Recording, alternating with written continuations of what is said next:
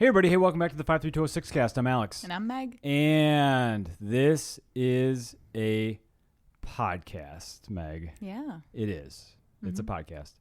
I think this is a We Got This podcast. Yeah. Okay. Yeah, it's a recap. Yes, because we are, we had literally just put the last shovel and last bin away from week 6 at We Got This. Yeah. Halfway. Halfway, yes. Halfway to 12. Yeah. Meg, we had a lot. We had a lot of kids. We had a lot of kids today. And it was pretty obvious pretty early that we were going to max out. One of my favorite parts was these kids from up the street we really like them. They stay right across from one of the gardens, and I'm always talking to them. Their mom got this, one of the nice flowers we handed out last week. And so I was, making sure I was up the street earlier this week and making sure she was getting it water and stuff like that. And, I was even telling her, make sure the kids come on time this week. And they didn't. And I thought it was really funny because one of the other leaders, Anaya, she's like, you're going to take one of them. We can't say no to them. And I thought it was funny that even Anaya couldn't say no to them because they're great. They live right across from one of the gardens. You can't say no to them. Yeah. I mean, so today, I don't even know if I said this, but we had 160. I'm going to go with 162. Okay. It's somewhere around there. Sure. It's more than 160 is what we had. And I think we probably I know that I turned away at least 20 kids. So, I mean, we could have been 180. Yeah.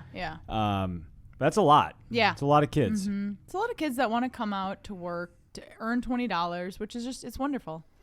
Yeah. Yeah. Yeah, it was good. And, you can tell that they're getting better at understanding the difference between play and work. Oh, definitely. And, it's pretty wild to have 160 people paying attention to you when you're talking, because I give the announcements and kind of go through all the things that I think might get someone in trouble and talk through those ahead of time. Also, it's a great chance to call somebody out and send them out. Yeah. So, because, some of those kids, so, it's always it's tricky because the logistics of it are, they all line up. First kids were there at 6:15. Then they lined themselves up down the block, and the line got to the bar today, that was new. Yeah. Which is new. That's closer to the end of the block. So basically a block of kids lined up, ready to go. But, they kind of they all know now, to go to the end of the line. Yeah. Right? But I have a certain number of tickets that I'll hand out, and, I'll get to my end of the tickets, and then I'll start saying, well, if we kick somebody out, you can have, you're the first one up. You're the overflow. You're the first one up to have a spot. But then inevitably, just like what you were saying with the two kids from up the street, the van pulls up, and it's some kids that I kind of actually need to work. And also some kids that I kind of, we had extra spots in the little kids. So, I wanted to fill the little kids spots. Yeah. So you end up with quite a bit more. But even at that point, I mean, like I said, I probably turned away 20-ish, 20-ish kids. They're very good at figuring out how to get their name on the list, which I don't mind. Yeah. I don't love it because I'm we don't really want 160. And the only reason why we don't want 160 is because we have to pay 160. And I know that we just, I'm always very mindful of how much money is in the bank account because we can't have zero. Yeah. Because then we don't have money to pay anymore. Sure. And we can't spend all the money on week 6 because then when we get to 12, we won't have a week 12, and we want to have a week 12. Yeah. So if you're a listener and you think, oh, I would love to help add a couple more. That's great. Yeah. Feel free to reach out at contact@wegotthismke.com or just go to wegotthismke.com and there's a donate button.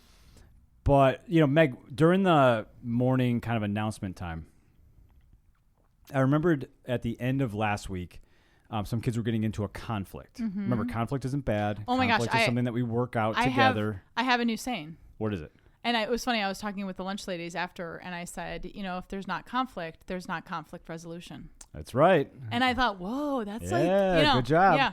But and yes, because we teach conflict resolution. And it's like, I mean, I feel like you get 160 kids together, and there are going to be some people who step on each other's toes, and they don't like each other. And that is, you know, I feel like we all know that's part of life, but not, like, kids need to be taught that.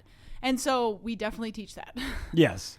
Yeah, and it was super fun because today the theme was, I don't really call it a theme, but the thing that we wanted the groups to talk about was other people's opinions of you.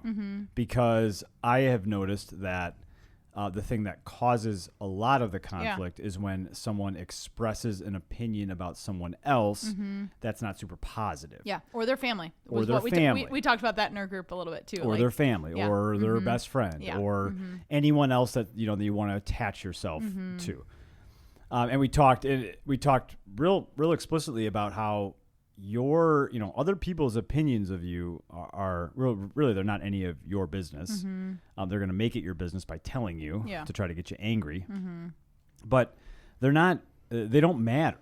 They're irrelevant. If someone calls you ugly, it only you get to decide if that hurts your feelings or not. Yeah. It's not the person. I mean, yes, the person that called you ugly should not have called you ugly. And we can make a big ordeal about it, and then you can get into a conflict. Yeah. And then we have to work it out. But you get to decide: does that person's opinion actually matter to you? Yeah. And most of the time, I think that the kids would say, "Well, no, it doesn't." Yeah. Right? Yeah. Like, why would I care what a random person at the garden thinks about me, especially if it's something negative that doesn't even make any sense. So we talked about that for a while, and I don't know if it. I mean, you never know if any of this stuff makes a difference, but it was fairly. I wasn't hearing some of the same.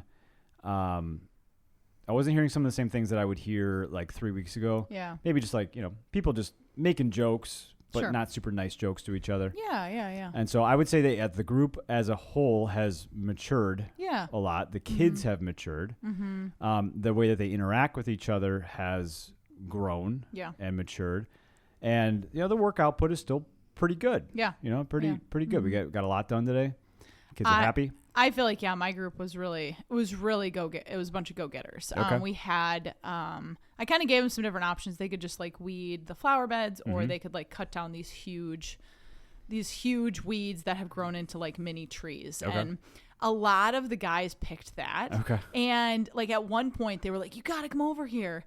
And I couldn't see any of them. And so I was like, uh-oh, like, what happened? And I kind of made fun of them, like, did the weeds eat you? Sure. But no, they just like, they did an entire, like they were 4 feet into the weeds and they'd gotten through the other side. And so they were very excited, just at how much, how far they've came, how much they did.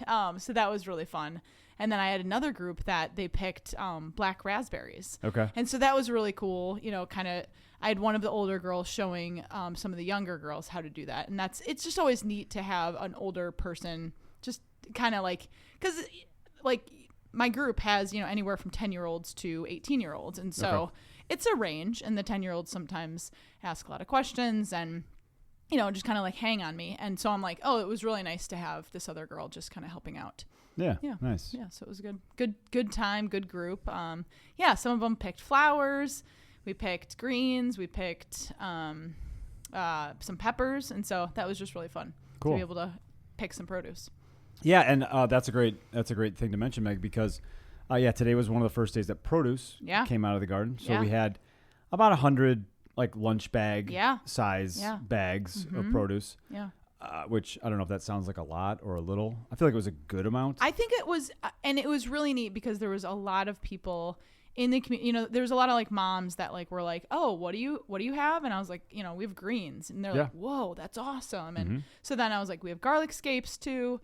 And so I was telling them, how to cut that up and how to use them, and they were all very excited because like greens and garlic scapes would be really good together. So I have no idea. Yeah, I was down the street talking to just a guy I know from down the street at the Davis Garden, which is one of the ones a little farther out. I was just driving the tractor through to pick up shovels or anything, and they did a great job cleaning up. So there wasn't anything to clean up.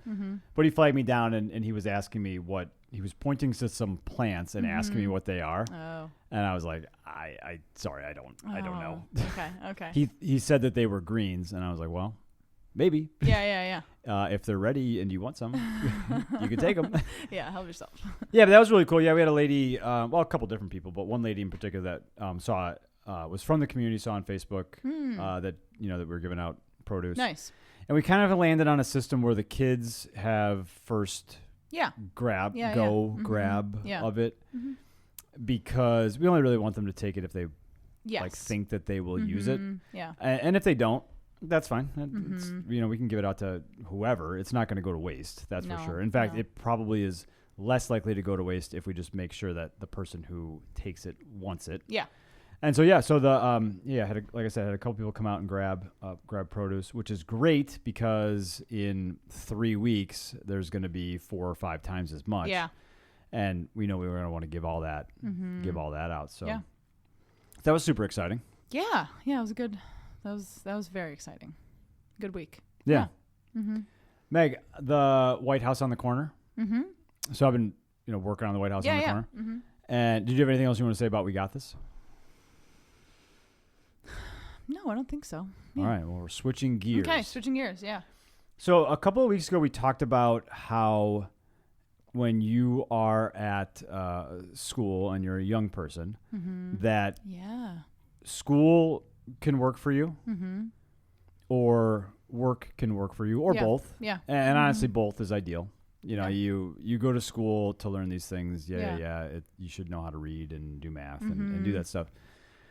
But in my experience at an alternative school, I met many kids at school did not work for. That's why they got sent to the alternative school. Yeah, because they failed classes. And I think you would say that they called themselves a failure, or for sure. Or other people have called. I think even the other day you were asking me did anybody call you a failure? And I'm like, no one called.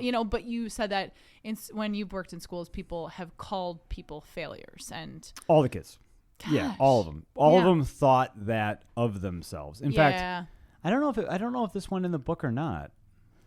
It probably should have. But at the alternative school, when we were switching it from an alternative to a project-based learning high school, we did all these interviews, and I then realized I have been interviewing these people for years, and really you're just asking them questions and trying to understand where they're coming from. And through that process, I put it together that I do that all the time. At an alternative school, you might have 10 kids in your class, and that's pretty easy to learn something about the kid if you're also teaching them math. You can do both at the same time.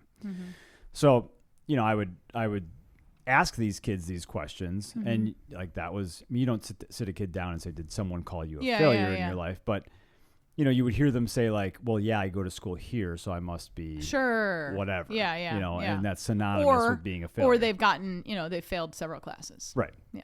So literally, if they are equating their worth based on the grades that they received, then they would see themselves that way. So the White House on the corner, it's getting a roof. Yeah. And the bar across the street, that hopefully will never be a bar again, I hope, is. Also had gotten a roof put on it about 2 weeks ago. Yeah. And I was watching the guys that were working on it, and I was like, I kind of like these guys. Hard workers. They do a nice job. And I thought, well, I'm going to see if I can hire them to do the roof on the White House on the corner. I've never paid anybody to do anything. Okay. Wow. Very, very rarely. In very rare circumstances. I mean, I'll pay someone to do an alignment on a car because I can't. I don't have an alignment rack. But pretty much everything else, I'm just going to do it. Okay. Yeah, everything on the house, I'm just going to do it. Yeah. So I thought, I don't have time. We got a tenant lined up. I don't have enough time to do it. I should just go work at my job. Pull the trigger and just pay for it. Yeah. So, I called the guy up and we got a deal and they're roofing it. And they're younger guys. And they remind me, honestly, of the kids from the alternative school. Okay. Yeah. And so I'm asking them where did you go to high school? Yeah. And one of the guys says, well, I didn't go to high school. Okay. And I'm like, well, you probably went Yeah. You were probably supposed to go to a high school. Yeah.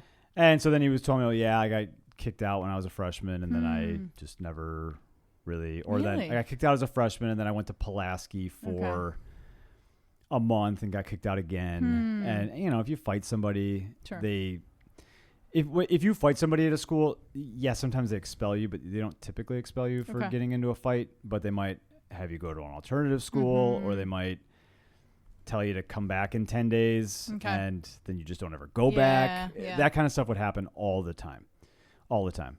And so then the second guy, and there's 4 guys working there. The second guy says, I didn't go either. And then the third guy, I didn't go either. And then the fourth guy, I didn't graduate either. And you know, I thought a lot about We Got This as I was talking to them. Okay. Because, you know, all 4 of those guys could have, you know, went through the 4 years of high school and then exited what should have been their high school graduation with the opinion of themselves that they are failures and that because they are failures, they will fail at everything. Yeah. Yeah. When, you know, for a 15-year-old, school is kind of everything. Yeah. It's really the only thing that you have to go do. A lot of people would even tell you that, you know, when you're a kid, school is your job. You go to school. That's what you do. Yeah. You know, you don't have to work because you're at school. Yeah.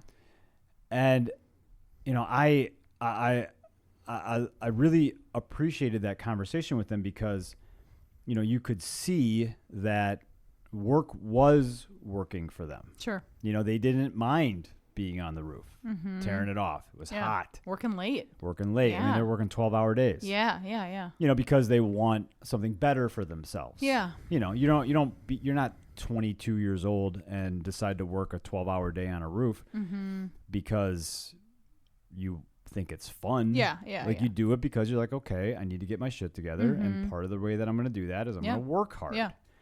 And, you know, the interesting thing with them is that when they wrap up in the day, they're all smiling and laughing and having fun, you know, with each other. Like they worked hard. Yeah. They're dirty, sweaty, or they got rained on, so they're wet. Yeah. But they had fun. Yeah. You know, and they seemed like they appreciated the opportunity to go to work. Yeah. And that reminds me a lot about the kids at the garden because, you know, we want to give them that same experience. Yeah. You know, with a lot of safety nets. You know, you show up early, and that's one of the things that when we were talking about other people's opinions of you, one way that you can help navigate an experience where someone has a negative opinion of you is to think about the things that you're very good at. Yeah. And I really liked that part of the garden because like almost everybody in my group talked about what they were good at. Good. And it was really neat to hear, you know, a lot of them said like basketball or like football or flag football. But like a lot of them said like, you know, I'm a good friend or like I'm it was funny. One of the kids, I was walking down the street and I'm like, what are you good at? And he's like, accounting. And so I'm like, great. Like, you know, like maybe. Yeah. So I feel like that was a really neat, it was neat to hear the different things that they thought they were good at. And then I said what I was good at too, which, you know, I'm like, I never talk about being a web developer, you know, like I'm good at being a web developer. So it was funny because I said web developer and gardener. And so, you know, they were all like, oh yeah. So that was good. But yeah, I mean, even, you know, and again, we try to be super explicit because kids are kids. I was going to say kids are dumb. They're not dumb, but they're not adults. Yeah. And their brain doesn't work the same way that an adult brain works. Yeah. You kind of have to tell them, you got to tell them a lot of things. Well, and even like as we were like having our circle time and like I was talking to them about like this is a lot of your guys' first jobs. And I was like, this is a job. And I felt like I was being very like, I was dumbing things down a lot, but I'm like, I want them to know like, this is a job. This is your first job and you're all doing a great job working. So, you know, I had that same exact conversation with a 6-year-old today. Oh, that's funny. And he was playing and not listening. Okay. And so I first had to make sure that he was actually in school at some point. Cause I'm like, this kid may never even have gone to school. He was so young. But I started by talking to him about, you know, how you go home and you stay with your mom and you can do whatever you want as long as your mom is okay with it. And then I said, like, when you go to school, can you do the same thing? Oh, no, I have to pay attention and do my do my work. Yeah. And I'm like, okay. But then he said, but I don't have to do it all the time. Mm-hmm. Sometimes we get a break. Mm-hmm. And I'm like, perfect.